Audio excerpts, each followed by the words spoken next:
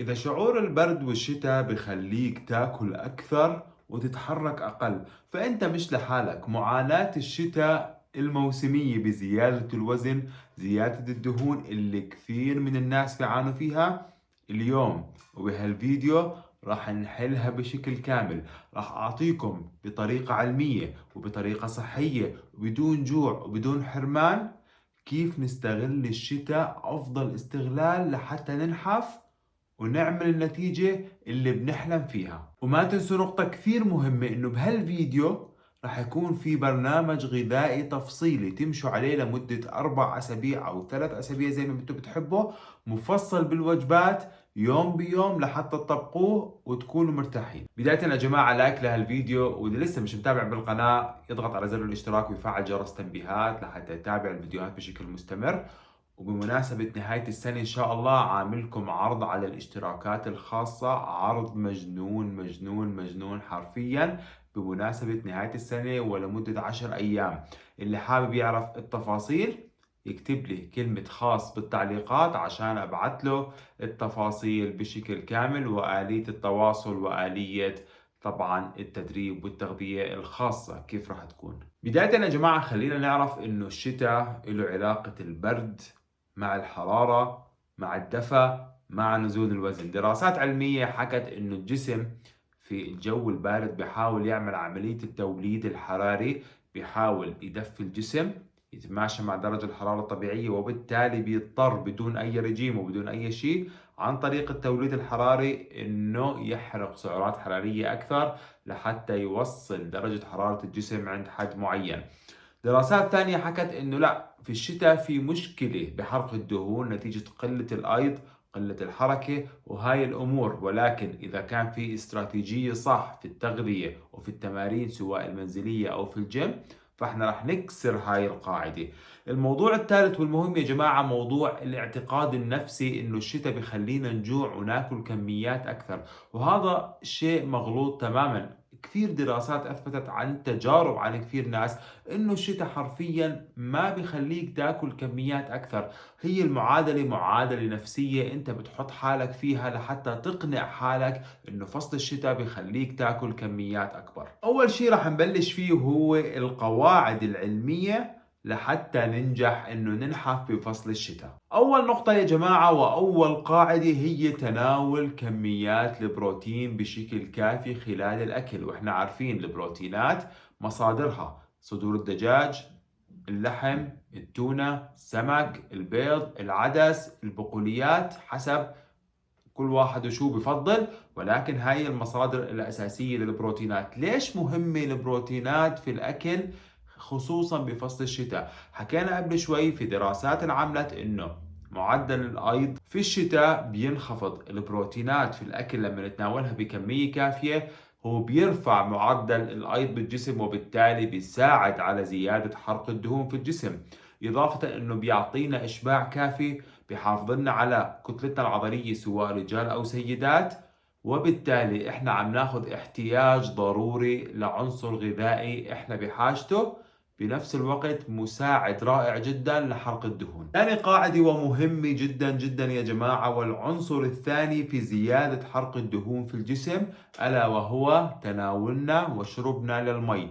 في الشتاء بعرف بنخفض بشكل كبير احتياجنا للمي، الجو بارد ما في عطش بننسى، وفي ناس بتنسى نهائيا تشرب مي في يومها، وهذا كارثي حرفيا. حتى لو مش عطشانين اجباري نعطي تروية كافية لجسمنا بالمي، عم نروي الجلد الكلية، وبنفس الوقت المي كل ما اخذنا كفايتنا منه كل ما زادت عملية حرق الدهون في الجسم. ثالث قاعدة وهي تناول الأكل الساخن، الشوربات. كل ما أخذنا شوربات صحية ساخنة بتساعد يا جماعة على شعور بالدفى، شعور بالشبع، وبنفس الوقت عم نستفيد من عندها وعم نزيد معدل حرق الدهون بالجسم.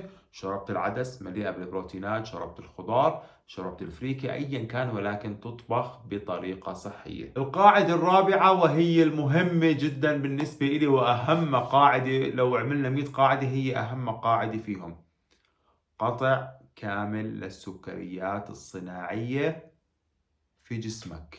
ما تخفف، قطع كامل. اللي بده ينحف صح بده يبعد تماما عن السكريات الصناعية المتمثلة في الحلويات، في العصائر، في كمية السكر اللي نضيفها على القهوة، على الشاي. تمام. كل السناكات اللي فيها سكر عالي جدا والتسالي اللي بناخدها بالليل على السهرة بدنا نقطعها بشكل كامل.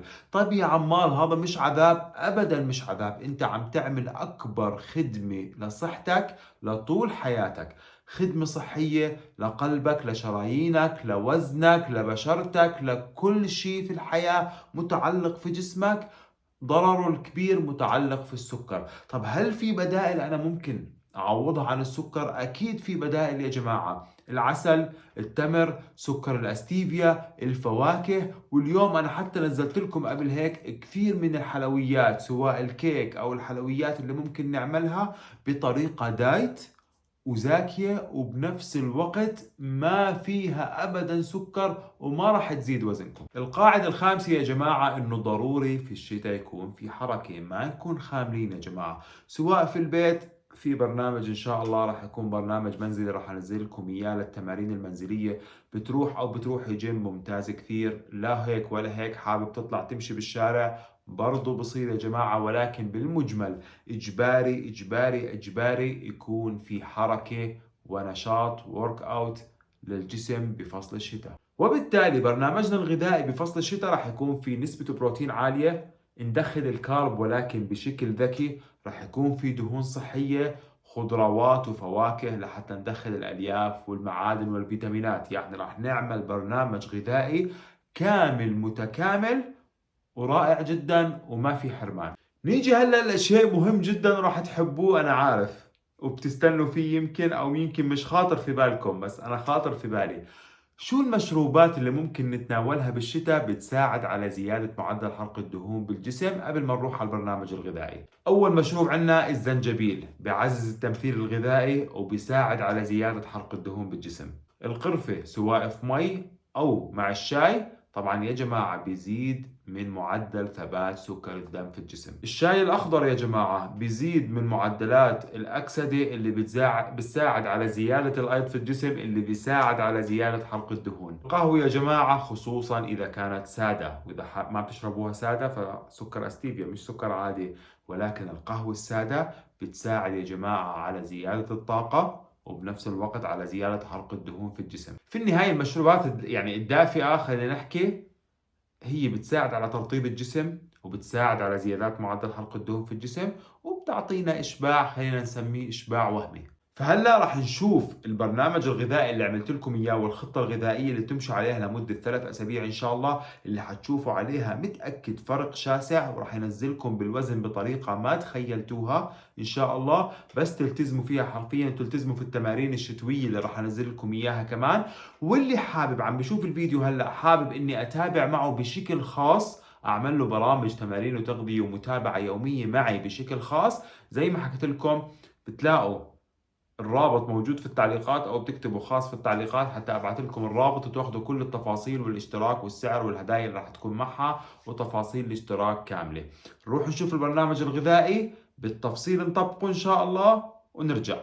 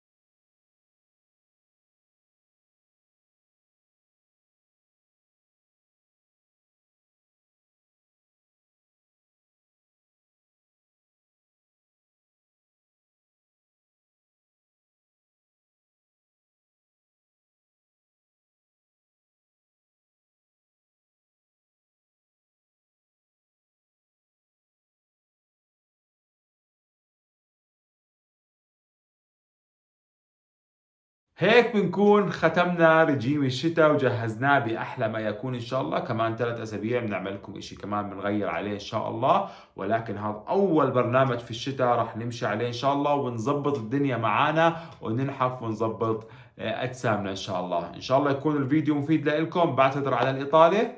أشوفكم إن شاء الله بفيديو جديد. دائما وأبدا إحنا أقوى ناس في العالم. ما تنسونا في اللايك وفي الاشتراك. السلام عليكم.